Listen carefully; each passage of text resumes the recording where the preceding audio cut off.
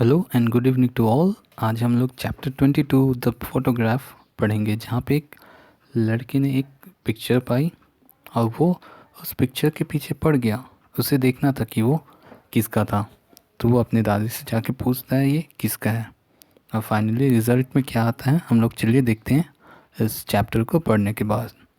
The boy in the picture is looking at the photograph, उस photograph is it. Gas, जो यहाँ पे picture पे जो फोटोग्राफ देख रहा है ये लड़का, वो किसका फ़ोटोग्राफ है? क्या आप गैस कर सकते हैं? नहीं ना। चलिए पढ़ते हैं। तो लाइक और शेयर कर दीजिए, और सब्सक्राइब नहीं किया तो सब्सक्राइब कर दीजिए। चलिए आगे बढ़ते हैं। I was 10 year old, my grandmother sat on the string bed under the mango tree. It was late summer and there were sunflower in the garden and a warm wind in the tree. मैं लगभग 10 साल का था। मेरी जो grand mother है वो बाहर पे मैंगो ट्री यानी आम के पेड़ के नीचे स्ट्रिंग बेड पे, यानी जो खटिया होता है ना, उस पर बैठी हुई थी। नाड़े जिसमें जो होते हैं ना, निवाड़ लगा होता है, वो स्ट्रिंग बेड, तो उसमें बैठी हुई थी। गार्डन में सनफ्लावर खिले हुए थे क्योंकि ये गर्मी का दिन था और जो हवाएं जी थी वो काफ़ी गर्म थी। My grand mother was knitting a woollen scarf for the winter month. मेरी जो ग्रैंड मदर है यानी जो दादी माँ है, वो एक वुलन स्कार्फ जो है वो नीट कर रही थी। नीट मतलब बुन रही थी, क्योंकि आने वाले जो सर्दी के दिन थे उसके लिए। She was very old, desire in a plain sari, dressed in a plain sari. Eyes were not very strong, but her finger moved quickly with the needles, and the needle kept clicking off all afternoon. Grandmother had white hair, but there were very few wrinkles on her skin. जो दादी माँ थी वो, उन्होंने क्या पहना हुआ था? सफ़ेद साड़ी थी, वेरी, और क्या थी वो? काफ़ी ओल्ड थी, है ना। उनकी जो आंखें थी वो ज़्यादा पावरफुल नहीं थी, मतलब देख ज़्यादा अच्छे से नहीं सकती थी, लेकिन उनका जो फिंगर है वो बहुत क्विकली मूव कर रहा था निडल्स पे, है ना। और पूरे दोपहर भर जो निडल्स हैं वो एक दूसरे के टकराने की आवाज़ आती ही रहती थी। Grandmother had white hair, उनके जो हेयर्स थे वो काफ़ी सफ़ेद हो चुके थे, लेकिन जो झुर्रियाँ होती हैं, रिंकल्स होते हैं उनकी स्किन पे, बहुत ही कम थे। I had come home after playing cricket on मैदान। मैं कुछ देर बाद मैदान में क्रिकेट खेल के वापस आता हूँ। I had taken my meal and now I was rummaging in a box of old book and finally heirloom that had just been brought out of the attic by my mother. तो मैं जो है खेल के आता हूँ, खाना वाना खाने के बाद मैं जो है घर के रूम पे ही घूमते रहता हूँ, ठीक है। तो मैंने एक पुराना बॉक्स देखता हूँ, ठीक है, old books and finally heirloom that had just been brought out of the attic by my mother. तो मैं क्या देखता हूँ, कुछ पुरानी चीज़ें रखने के जो बॉक्स होता है वो देखता हूँ, और वहाँ पे जाके मैं कुछ ढूंढने की कोशिश करता हूँ जहाँ पे मेरी मॉम ने कुछ जो है पुरानी चीज़ें रखी हुई हैं। Nothing in the box interested me very much. कुछ ऐसा चीज़ नहीं मिला मुझे जो मुझको अट्रैक्ट करे, but except the book with colourful picture of bird and a butterfly. एक बुक मिली जहाँ पे बहुत सारे कलरफुल पिक्चर्स थे, किसके? बर्ड्स और बटरफ्लाई के। I was going through the book looking at the picture when I was found a small photograph between the pages. और मैं क्या देखता हूँ थोड़ी देर में कि मैं बुक के पेज पलट रहा था, वहाँ पे देखता हूँ एक फ़ोटोग्राफ छोटा सा मिलता है। It was faded picture a little yellow and foggy. ये काफ़ी धुंधला, येलो इस यानी येलो कलर का हो चुका था, और फॉगी यानी धुंधला जो है धुएं पे भरा हुआ हो चुका था। धुएं की तरह दिखता है ना, एकदम ब्लर वैसा। It was a picture of a girl standing against a wall and behind the wall there was nothing but sky. ये एक लड़की की पिक्चर थी जो एक दीवार के सामने खड़ी थी, और उस दीवार में कुछ भी नहीं था, बस ऊपर पे आसमान था। But from the outer other side a pair of hands reached up and though someone was going to climb the wall। लेकिन मैं देखता हूँ कि उस वॉल के पीछे साइड एक दो हाथ दिखाई देते हैं जो वॉल पे चढ़ने की कोशिश कर रहे हों, ऐसा वो दिखता है। There was flower growing near the girl. उस लड़की के आसपास जो हैं बहुत सारे फूल खिले हुए हैं, but I couldn't tell what they were. They was creeper too, but it was just a creeper. कौन से फूल हैं ये नहीं बता सकता. साथ ही वहाँ पे देखने को बहुत सारी लताएं यानी क्रीपर्स देखने को मिल रहे हैं, लेकिन किसकी क्रीपर है वो भी पता नहीं. I ran out into the garden. Granny, I shouted. मैं दौड़ते भागते गार्डन की ओर बढ़ता हूँ और बोलता हूँ ग्रैनी यानी दादी माँ. आई साउटेड, मैं चिल्लाता हूँ. Look at the picture I found in a box of old things. Whose picture is it. मैं दादी को दिखाते हुए बोलता हूँ ये पिक्चर देखो और बताओ ये किसकी है. मैंने इसे एक पुराने बक्से में खोजा जहाँ पे पुरानी पुरानी चीज़ें रखी हुई थी. I jumped on the bed beside the grandmother and she walloped me on the bottom and said. ठीक है, मैं दौड़ भागते हुए उनके जो है बेड पे जाके जंप करता हूँ और वो जो है walloped me on the bottom and said now I have lost count of my stitches. जैसे जाके उसमें बैठोगे तो क्या होगा, सामने वाला क्या हो जाता, उछल जाता है ना, ऐसे ही हुआ. तो उनकी दादी माँ गुस्साते हुए बोलती हैं देखो मैंने काउंटिंग जो है स्टिचेस यानी जो सिलाई कर रही हूँ उसकी काउंटिंग भूल गई. And the next time you do not do that I will make you finish the scarf yourself. और अगर तुमने ऐसा फिर से किया तो मैं तुम्हें ये स्कार्फ पकड़ा दूंगी और तुम इसको फिनिश करना. Granny was always threatening in to teach me how to knit which I thought I was disgraceful thing for a boy to do. जो ग्रैनी है, जो उसकी दादी माँ, वो हमेशा उसको डराते रहती थी नीटिंग के बारे में सिखाने के लिए, यानी तुम बुनाई करो बोल के डराती रहती थी. क्यों?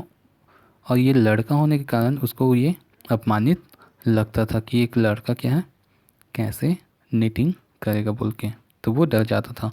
It was a good deterrent for the keeping me out of the mischief. ये जो चीज़ें थी मुझे काफ़ी भय से भर देती थी और मुझे इन सब मिसचिफ्स यानी जो है मस्ती करने से या फिर जो भी जो है क्या बदमाशियाँ करने से क्या करती थी उसको रोकती थी. Once I had torn the drawing room curtain and the granny had put a needle and thread me my hand and make me stitch the curtain together.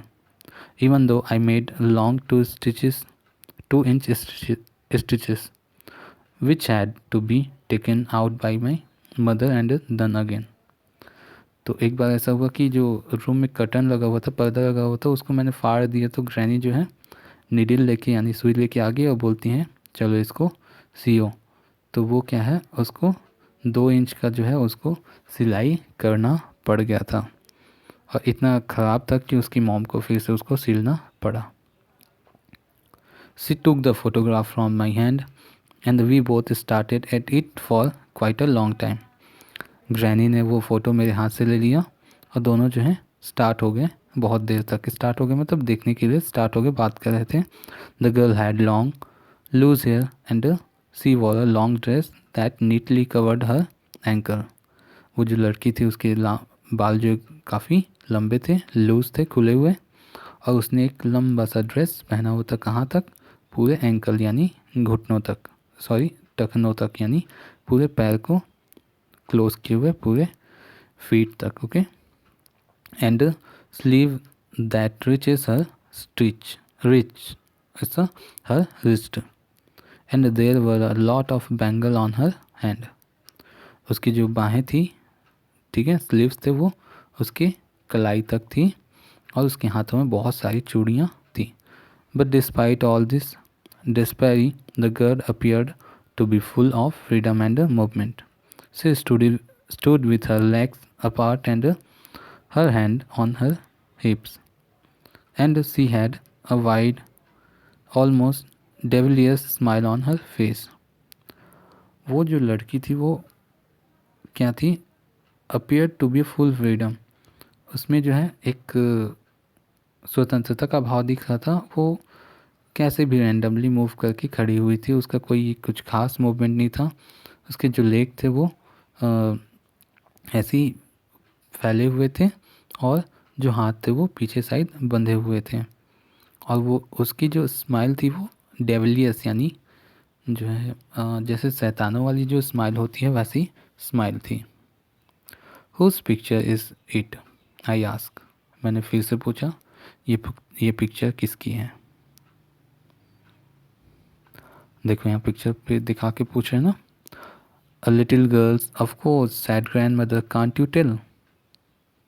तो उनकी जो ग्रैंड मदर है वो बोलती है कि अ लिटिल गर्ल, ये तो एक छोटी बच्ची है।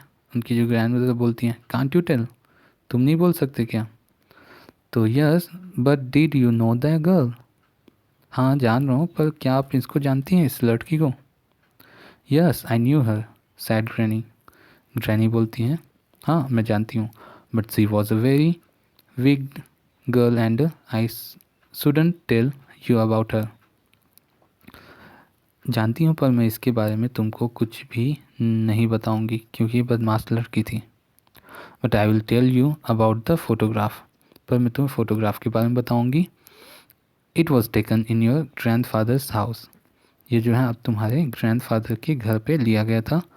अबाउट 60 ईयर एगो, लगभग 60 साल पहले।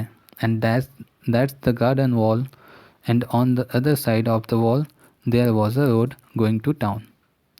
ये जो वॉल है वो गार्डन का वॉल है, और उस गार्डन के वॉल के पीछे एक लंबी सी सड़क जाती है शहर की ओर। Whose hands are they, I ask, मैं देखता हूँ और पूछता हूँ कि ये जो है किसके हाथ हैं। Coming up from the other side, जो पीछे साइड से ऊपर की ओर आने की कोशिश कर रहा है। Grandmother squint and look closely, जो उसकी ग्रैंड मदर होती है वो देख के क्या है अचंभित हो जाती है और थोड़ा पास ला के देखने की कोशिश करती हैं। Shock her head. It's the first time I've noticed, she said. That must be have been the sweeper's boy, or maybe they were your grandfathers. तो वो बोलती है अरे बाप रे मैंने तो ये पहली बार देखा। वो अपना सिर को हिलाते हुए बोलती हैं, वो बोलती हैं इसको मैंने पहली बार नोटिस किया। हो सकता है ये स्वीपर बॉय जो बाहर पे साफ़ सफाई करने वाला लड़का होगा वो होगा, या तुम्हारे दादाजी भी हो सकते हैं। They don't look like grandfather's hand, I said. His hands are all bony.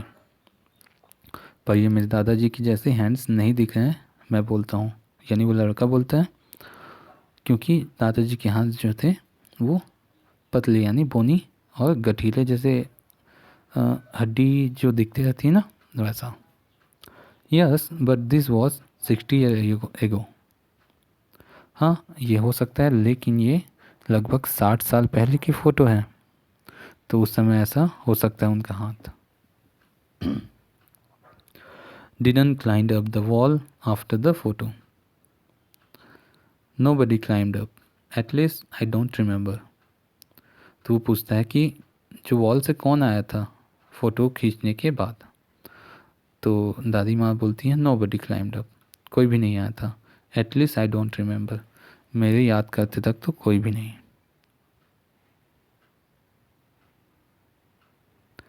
And you remember well, Granny,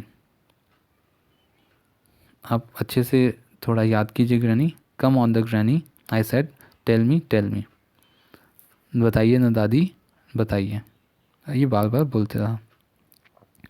broad grandmother shook her head and carried on with the knitting. I held the photograph in my hand, looking from into my grandfather and back again. ठीक है, मैं बार बार उनसे पूछता रहा लेकिन जो है दादी जो है सिर को हिलाती रहीं और अपने जो काम पे निटिंग का जो काम था बुनाई का काम उसमें लगे रहीं, उन्होंने कुछ भी नहीं बोला। ठीक,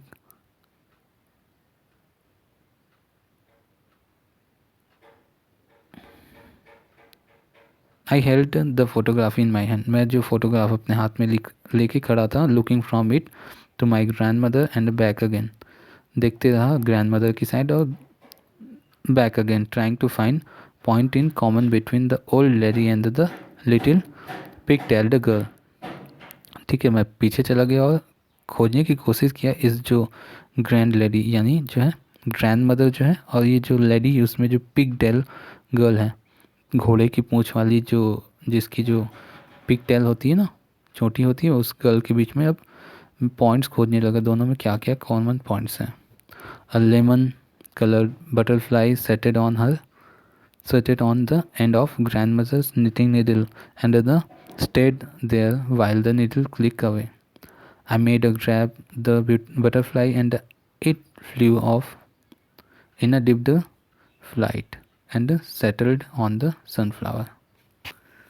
मैं कोशिश करता है दोनों के बीच में मैच करने का, लेकिन एक थोड़ी देर में एक बटरफ्लाई आया और निटिंग नीडल पे जाके बैठ गया दादी माँ के। मैंने उसको पकड़ने की कोशिश की पर वो उड़ के भाग गई और सनफ्लावर में जाके बैठ गई। I wondered whose hand they were, whispered grandma to herself. मैं खोजता रहा कि जो ग्रैंडमा है वो सोचते रही और बोलते रही, विस्परिंग यानी हल्के हल्के फुसफुसाना, हल्के आवाज़ में बात करना। ग्रैंडमा बोलते रही खुद से, हुज हैंड दे वर, किसके हाथ थे वो। With her head board, sir को झुकाए हुए वो सोचते रहे और बोलते रही। And her needle clicking away in the soft warm slices of the summer afternoon. और पूरे दोपहर भर उनके जो नीडल था वो चलते रहा, एक दूसरे से नीटिंग करते रहा। Whose photographs do you think it was, तो आपको क्या लगता है वो किसकी फ़ोटो रही होगी। तो सोचिए और कमेंट में बताइए कि वो किसकी फ़ोटो रही होगी। तो यहीं पे ये जो एंड होता है, नेक्स्ट वीडियो पे हम लोग इसकी जितने भी एक्सरसाइजेस है उसको करेंगे। तब तक के लिए टेक केयर, बाय बाय। कोई भी डाउट्स होते हैं कमेंट्स में पूछ सकते हैं। Bye bye.